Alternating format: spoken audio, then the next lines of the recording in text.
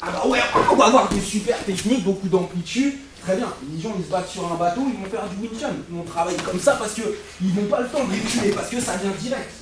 Mais le fond est toujours le même. Et la base, c'est votre posture, votre respiration, le transfert de poids. Et quand vous avez compris ça, bah, vous passez d'une discipline à une autre, vous passez d'une sensation à une autre. Les coudes, il n'y en a pas, il n'y a pas 50 manières de se frapper des coudes. Il n'y a pas 50, il y a 50 manières de donner des coups de pied, mais il y a des bonnes manières de donner des coups de pied, il n'y en a pas 150. L'ouverture de hanche, le placement du corps, tout ça c'est important. Mais l'essence de ça, c'est votre posture, c'est le transfert de poids, c'est l'alignement de votre coordination, de la gestion, coordination des actions, des segments, et après la transmission de l'effort à mon partenaire, les trajectoires, tout ça. Si vous êtes capable de le faire lentement, en prise de conscience du corps, d'accord, en disant à chaque fois je suis placé dans mes appuis, je vais pouvoir transférer à mon partenaire sans qu'il y ait un moment ils disent oh il y a un vide, d'accord. Si, et comme je suis un peu sadique après avec le temps parce qu'on aime bien le contrôle, il faut qu'il sourie à chaque instant. Il faut qu'à chaque instant il se dise ouh où est-ce que je vais aller, d'accord, ah il me fait mal, ça travaille, j'ai une clé, d'accord, et moi à aucun moment ils se disent oh j'ai un angle, là je ne l'ai pas relâché, d'accord, je suis placé dessus. Quand je change, il n'y a aucun moment où il va se dire « Ah, c'est cadeau !» D'accord ? « Ah, c'est cadeau !» Parce que si je fais ça, surtout là, ah, bah, qu'est-ce qu'il fait ? Voilà, les mecs, on donne le dos, ah, ça c'est fini. D'accord ? Non, à aucun moment, il doit avoir cette solution. Si, ne serait-ce que là, bah, je viens choper d'autres trucs, je retravaille d'autres machins, peu importe. Mais essayez de le faire en travaillant lentement pour essayer de comprendre votre transfert de poids.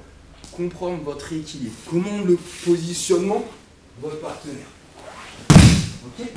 Pour vous dire, si j'arrive à le faire lentement, sans relâcher, sans créer de trucs, je garde le contrôle de ma posture, de mon intention et du corps de mon partenaire. Ça va ? Je peux me permettre un peu plus. Bien sûr. Juste pour bien comprendre le principe du travail au ralenti. Quand vous travaillez rapidement, vous avez la sensation de travailler rapidement. Le temps cérébral de traitement de l'information, quand vous allez vite, d'accord, vous n'avez pas le temps de corriger, parce que ça va vite. D'accord. Si vous donnez un apchagi rapidement, vous n'avez pas le temps de venir corriger vos angles. Le principe du travail lent, le principe des travails internes qu'on peut aborder, c'est exactement le même pour nos travails qui sont dits externes, mais le travail est exactement le même. C'est-à-dire que si plus vous allez travailler lentement, plus vous allez vous permettre de, comme dit Jonathan, de pouvoir faire un scan de votre posture et de pouvoir la corriger, et deux, vous allez pouvoir faire un scan de l'ensemble de votre environnement, de ce qui se passe, pour pouvoir le corriger. Donc sur toutes les clés, toute technique que vous voulez approfondir correctement, le travail lent est important. Parce que c'est lui qui vous donne le temps cérébral de dire « Ah tiens, là j'ai un trou » ou un vide, comme dit Jonathan. J'ai une pression, au moment où je l'ai... Ah non, je ne l'ai plus là. Ben, c'est là que vous allez vous rendre compte. Si vous allez vite, le moment où vous ne l'avez plus, ben, vous ne l'avez pas capté parce que vous avez été vite. Et l'autre principe qu'on partage avec Jo, je n'ai même pas besoin de lui demander, c'est travailler en vitesse régulière. Quand vous engagez une technique, ne vous arrêtez pas par flash. Vous voyez ce que je veux dire? Là, ça fait, par exemple, sur la technique qu'on vient de voir, Jo, il vous demande de descendre, flash, remonter, là. Donc vous comprenez que dès que j'arrête une technique, là, mon corps, en termes d'épuisement énergétique, je suis obligé de reprendre de la force pour repartir. D'accord? Et justement, cette coordination du travail à vitesse régulière, donc si vous partez lentement et vous le travaillez correct, c'est pas tout d'un coup je pars et puis là j'accélère, ça non. Travaillez régulièrement pour pouvoir aussi créer la coordination et vous vous rendrez compte avec les années de pratique que c'est là que vient jouer un des domaines où on parle de force. Vous allez vous rendre compte que quand vous faites un mouvement régulier, c'est là que la force vient s'accumuler segment par segment, par segment, par segment, par segment, pour vous restituer quelque chose de global. Et ceux qui sont avancés dans les pratiques, vous l'avez tous subi, c'est à un moment donné, vous êtes là, vous avez une vitesse régulière sur un coup, vous vous sentez relâché, tout va bien, le placement, la personne qui le subit, lui, il a l'impression de prendre 4 tonnes sur lui, et vous avez l'impression d'avoir effleuré une plume. D'accord? C'est le travail en vitesse régulière. Ça va plus vite que la vitesse régulière.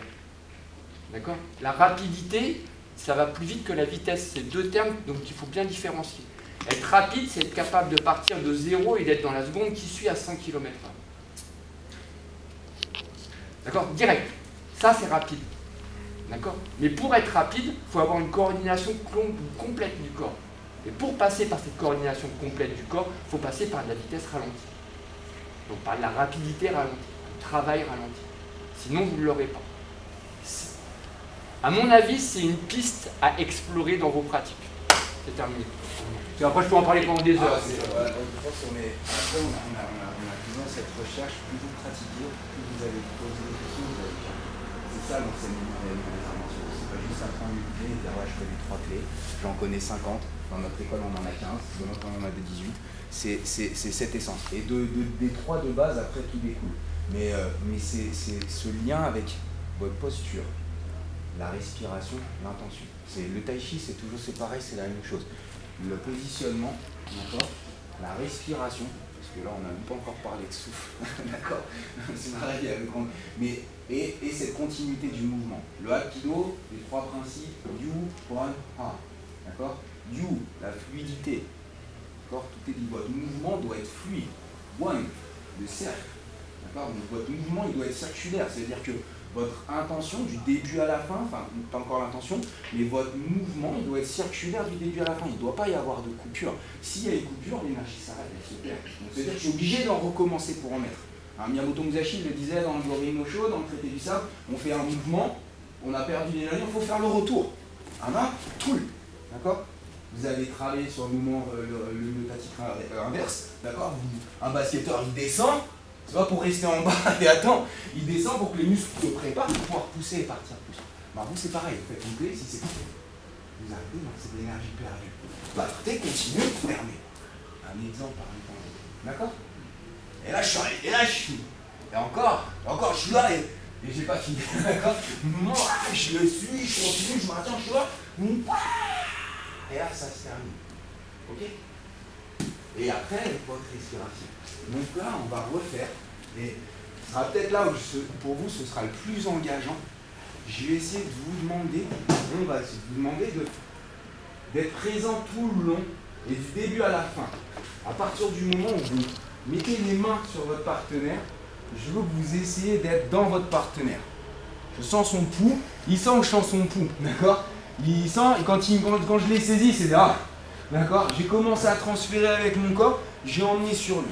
Okay. Comme on l'a dit, plus ça va lentement, plus il y a de l'information à traiter.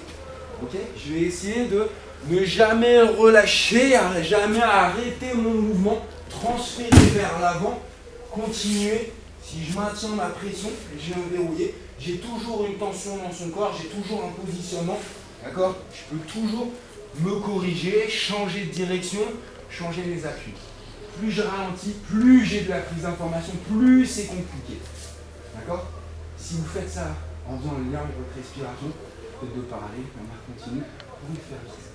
D'accord? Après, comme on dit, vélocité, on va chercher, on travaille notre mouvement, vitesse, fluidité, et le temps après va ralentir. D'accord? La méditation, la prise de conscience, tout ça. Et le temps va ralentir parce que votre temps de compréhension, il va ralentir. Votre corps, je fais. D'accord? La prise d'info, elle est là. Et là, c'est parti. Hop, je l'ai arraché. Ok, votre prise d'info, elle est là. Votre corps sera placé. Vous pourrez réagir d'un temps à l'autre. On peut changer, on peut placer. Parce que vous allez avoir cette prise d'information qui se met. Ça va? Donc vous allez le plus lentement possible et vous amenez le plus d'intention possible avec votre partenaire. Sans vous arrêter.